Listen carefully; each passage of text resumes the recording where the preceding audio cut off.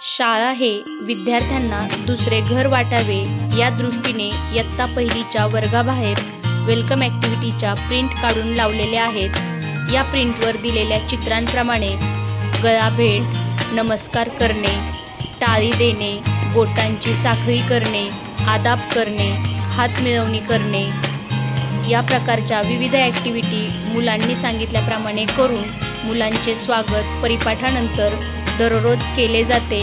मुले देखील एकमेकांचं स्वागत स्वतः देखील करत आहेत आणि निश्चितच या उपक्रमाचा विद्यार्थ्यांना आनंद मिळत आहे।